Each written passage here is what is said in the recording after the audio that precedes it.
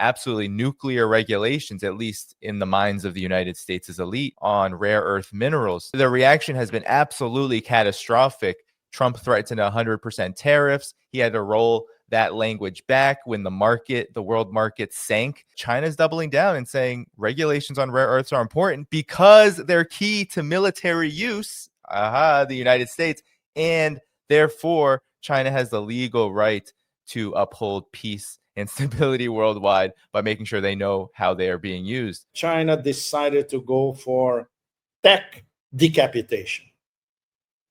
This is what this new directive is.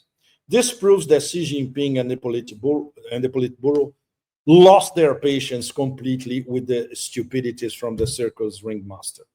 And now they're playing hardball. And looking at Trump's reaction, you can see that the hardball really this time hit him in his mouth, in fact. It's very, very simple. If you want to import any rare earths from China or any product with over 0.1% of Chinese rare earths, you need to obtain an export license. It's very, very simple. So if you are running a civilian operation, there will be no problem. This applies to countless nations in the global south. When it comes to the American industrial military complex, wow. That's where it hurts. And this is exactly what the Chinese wanted this time. So the famous FAFO, to be polite, this time Taco was FAFOD'd to kingdom come literally. And he never expected this to happen. It's going to take best expectations. It would take at least 5 years, but more like 10 years to start a new rare earth supply chain from scratch, which is what the US is going to have to do from now on. Not going to happen. And in 10 years, in all these high-tech sectors involving rare earths and minerals, China will be leaps and leaps ahead. So what is the strategic bet of the Chinese at the moment? And this, when you look at how they conceive that is strategically and why now, you see the merits of 5-year plans and subsequent 5-year plans, which, by the way, were applied with extreme success in the development of Xinjiang and Tibet, what in the previous centuries was called, in a classic China, the Western regions. So they made a bet in 1999 with the Go West campaign to develop the Western regions at breakneck speeds. And this had always a very special place in every subsequent 5-year plan. Same thing about Made in China 2025, which was launched 10 years ago. So 2 subsequent 5-year plans as well. They said, look, in 2035, we have to be, if not the leader, at least the top 2 or top 3 in these 10 high-tech sectors. They are already leaders in 7 to 8, and soon they will be leaders in the other 2. Once again, central planning. Now, for this Ministry of Commerce directive regarding rare earths, by the way, processing and refining is controlled by China up to 90% of the market. Very, very important. It's very simple. Their strategic bet is that they will be able to reorganize their semiconductor gap. They still have a gap vis-a-vis the United States much faster than the United States will be able to reorganize their rare earth supply chain, and of course, a possible effort towards reindustrializing the United States. So this is a very, very ambitious bet. If the Chinese are doing this, it's because they gamed that in detail and they said, we can pull it off. Why? Once again, central planning, unlimited funds for research. And this means from Tsinghua University, which nowadays is the top scientific university on the planet, to research centers such as Huawei in Shenzhen, all across the spectrum. And of course, directives, goals, bringing the best brains who are still not in China, who are still somewhere in Europe or in Silicon Valley, back to China, enticing them to go back. Most of them are already back. So that's it. When you put this all together, you have a concerted strategy in terms of the trade tech war with the mindset of, okay, it's an enormous challenge, but we have all it takes to win. What does the United States have in contrast? Less than zero planning, bluster, and a circus ringmaster flapping his wings nonstop.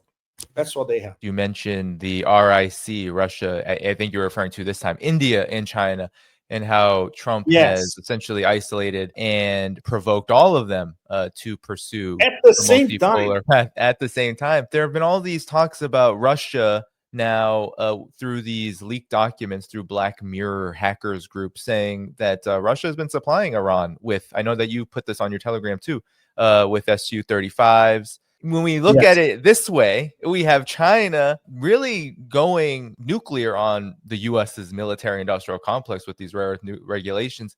And then you have on the other side, Iran having to prepare for war and Russia being a supplier with its massively growing military industrial complex. React to this. How does this change the calculus in any way? I had an off-the-record meeting with former PLA Colonel Joe Bo in Beijing. Right, off the record. We agreed from the beginning off the record. He told me some really hardcore stuff, fascinating stuff.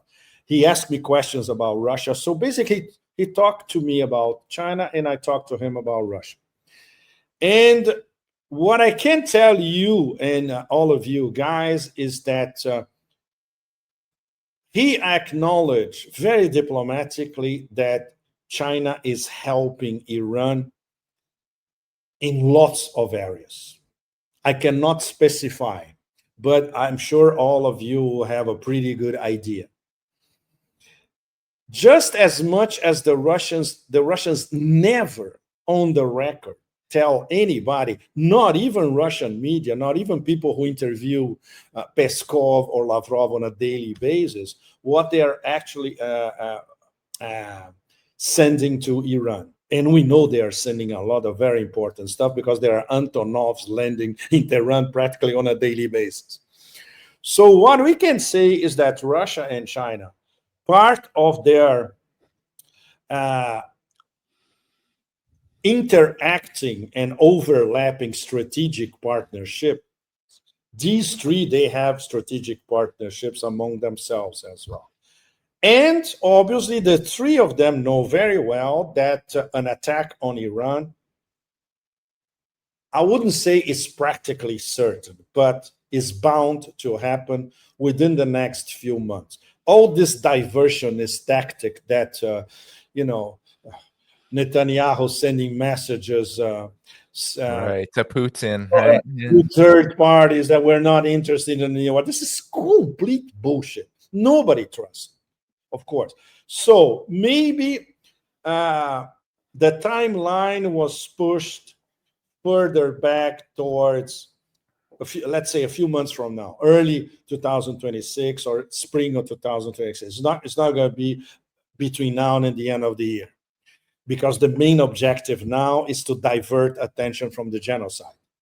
This whole kabuki about Gaza is basically, there's two objectives. One, get the bloody hostages back, which is the only thing they talk about, and divert attention from the genocide so the rest of the world can start talking about a peace in Gaza, a non-existent peace in Gaza. I'll have a better handle of what's going on depending on my next trip. So I cannot tell you where I'm going, but I think many of you have an idea. And then I can have an inkling and some inside information on the spot about where this is heading, and where, of course, the Iranian leadership is heading. There's a lot of debate inside Iran about the next moves. There's a lot of debate on President Pezeshkian being too soft and still believing that the West will be open to any sort of agreement. That's completely unrealistic. So one thing that the Chinese and the Russians know for sure is whatever happens next, this attack on Iran, when it happens, once again, will be an attack on all of us. An attack on BRICS, an attack on SCO, and on an attack on the top drivers of both BRICS and SCO. So there are no illusions in Beijing or in Moscow. Even though Moscow will always say our war is not West Asia, our war is here on our western borders. That's correct. But they need to get their act together on a response if there is an attack on Iran. This is something that I would say is in many aspects, it's a taboo discussion in Moscow. Mm-hmm. It's a very, very sensitive discussion. You can have, for instance, good debates with people very close to the intel agencies or people who work for the intel agencies or some of the more outspoken members of think tanks, not the Valdai Club. Valdai Club continues to be Atlanticist. I have many friends who are members of the Valdai Club. But the Valdai Club, they still believe that there can be an accommodation with the West. I think they missed that high-speed rail train. Well, from the point of view of this latest Chinese tech trade move, this turns the chessboard completely upside down. Yeah. Especially because nobody was expecting it to be so soon and so sharp and so focused, right? It's something that many people in Moscow would be expecting from the Russians in terms of, okay, a final blow against those Kiev gangsters. And this final blow never comes. There are threats. Oh, this is a red line. Oh, this is another red line. Oh, this is still another red line. And a blow Chinese style like they just inflicted on the American industrial military Pentagonish complex is not coming, at least not yet. Once again, very tricky discussion to have in Moscow. Nobody will give you an answer about that, and nobody will give you an explanation apart from Putin's legalistic mind and his infinite Taoist patience and all that, but this is not going to cut it. We know what's going to happen next in terms of this Tomahawk Kabuki, plus the fact that NATO is now totally out of control in terms of ramping up their war against Russia, of course, with American weapons bought price of gold, platinum, rare earths, and paid in ultra valuable euros that they don't have, by the way. Right. As if that's not the same thing, Pepe. You know, buying weapons from NATO, buying weapons from the United States, and then employing them with U.S. intel and all of in U.S. direction and operation. It's just mind-boggling. Yes, it's totally mind-boggling. But this is where we're going. Yep. There's a very important reason for this ramping up, and some circles of power in Moscow are now coming finally to the conclusion that Alaska was a kabuki. Total kabuki. And we were all fooled at it. All of us, we were fooled at the time. Okay, maybe this is the beginning, reset and blah, blah, blah, blah. No, it was a kabuki. And I think the best explanation these past few days was once again by Ryabkov, number 2 at the foreign ministry. Ryabkov came up with a beautiful metaphor of a collapsing building. He said, this building is collapsing and the cracks now have reached the foundations of the building. So the building is about to collapse completely.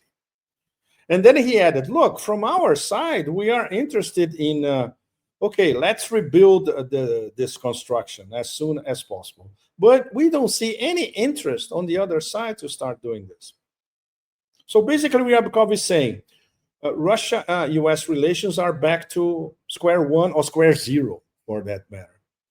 And then Putin, I don't remember if it was before or after Ryabkov, or during the Valdai, Putin said, look, if this Tomahawk thing goes on, then U.S.-Russia relations are back to, once again, square zero. So at least there are no more illusions in the Kremlin foreign ministry, certainly not in the Ministry of Defense. By the way, Tomahawks for them is like Storm Shadow, like Scalp. They know how to deal with Tomahawks. And in fact, they destroyed a lot of Tomahawks. Guess when? 7 years ago in Syria.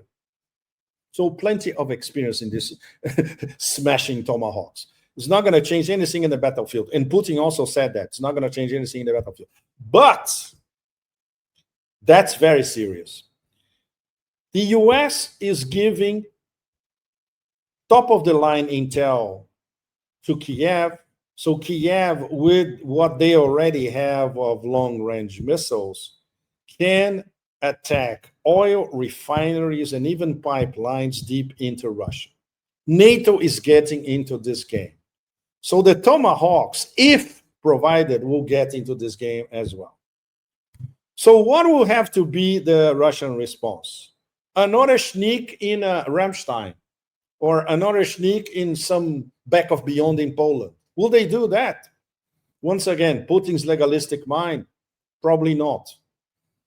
So, what's lacking from Russia, and it's the only language that these gangsters I wouldn't say respect, but at least pay attention to, is something that what the Chinese just did to the industrial military complex in the US. Something at this level.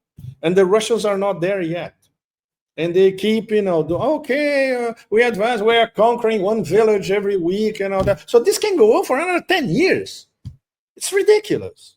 And there are well-informed people in Moscow that they are saying, look, this war should have been finished last year. What are we doing here?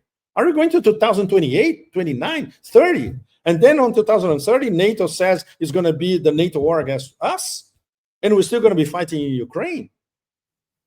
So this doesn't add up. But okay, of course, there's only one person who has the answer to all these questions. And he's not talking.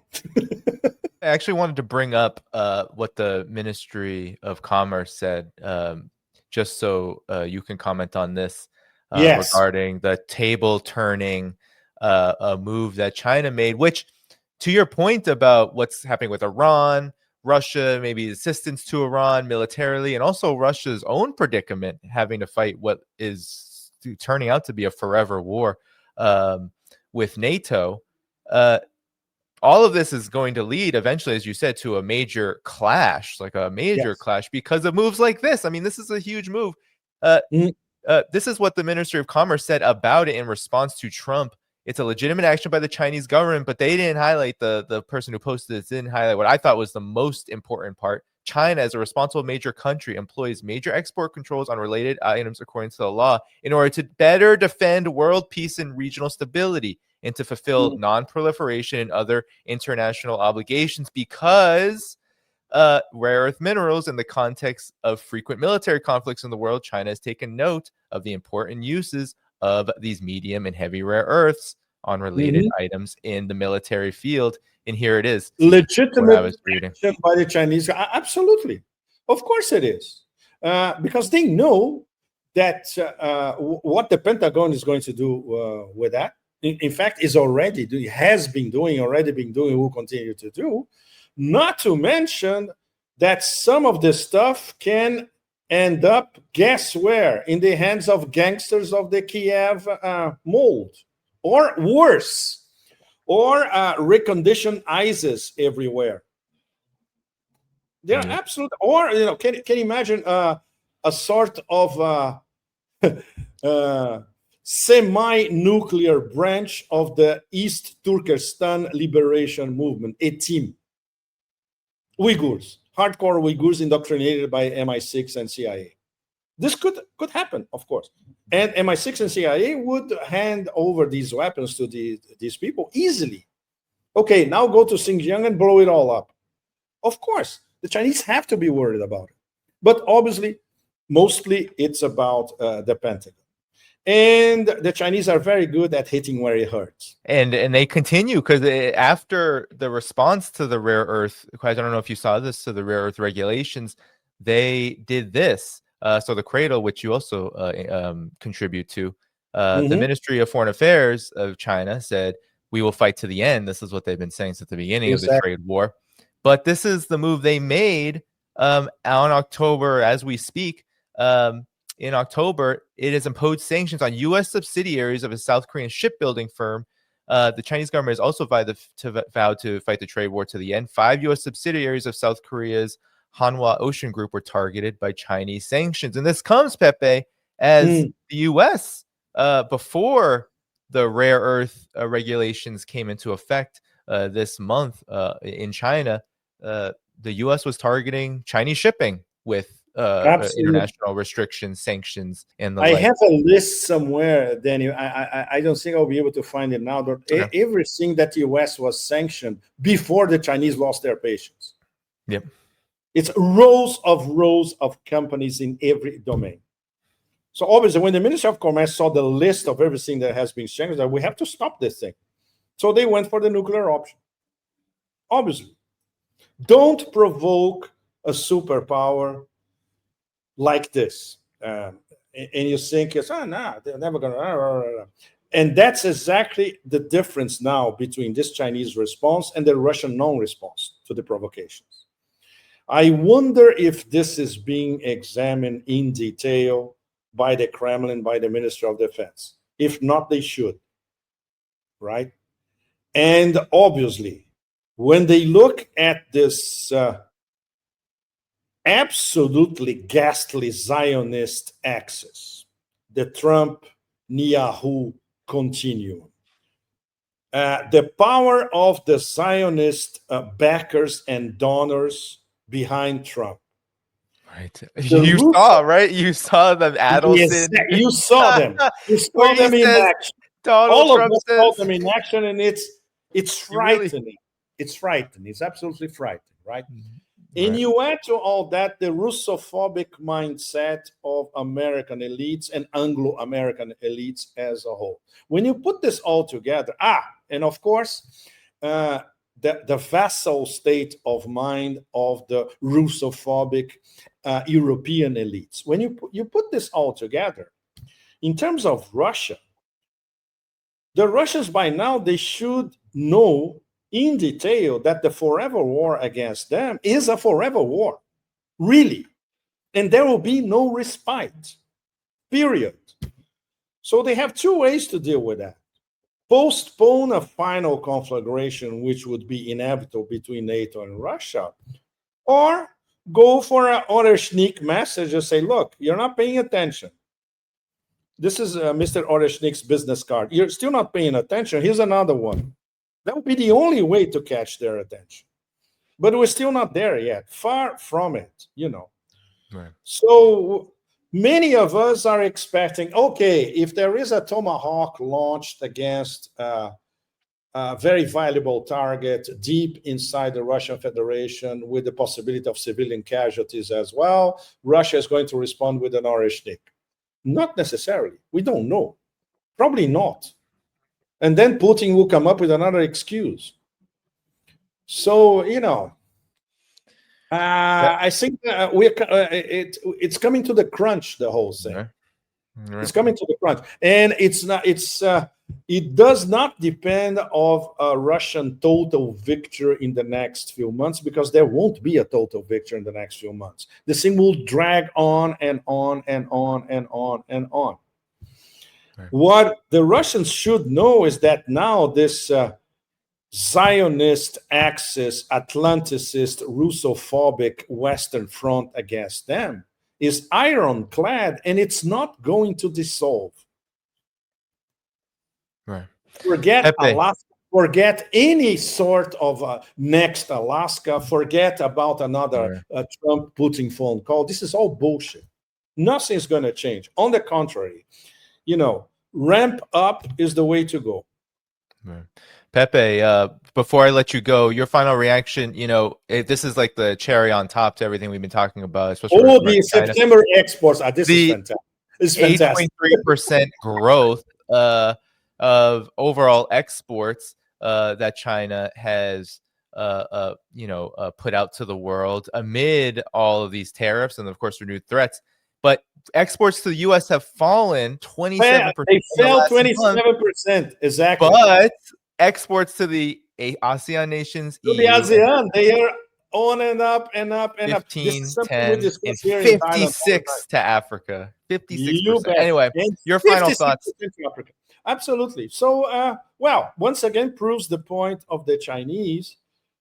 Even during the first batch of that tsunami of Trump tariffs a few months ago, was in the spring this year. They said, look, we don't need the American market anymore. It's less than 10% of our exports. Our big growing export markets are Southeast Asia and Africa. And these figures from only last month, a few days ago, prove that. So they can live by exporting even more to all the ASEAN partners here. After all, the 10 ASEAN nations, their number one trade partner is China already. And the infinite possibilities in the African market, not to mention, of course, South America. Trade between China and Brazil, once again, up and up. Soya beans bought from the United States, who cares? China is buying them from Brazil. So, and it's, Danny, what the most incredible thing is that there is not a single bloody idiot part of the Trump circle that is capable to analyzing these numbers. It's absolutely, it's out of proportion in terms of imbecility. Well, you heard Trump. He said Netanyahu calls him weapons he's never heard of. So he's not actually even asking his Pentagon people who might not have a damn clue themselves about what exactly is going on here. It's just full speed ahead on the assembly line. Just look at the clownish Secretary of War. You don't need anything else, right? Nope. Even a World Wrestling Federation match is more credible than anything coming from this guy.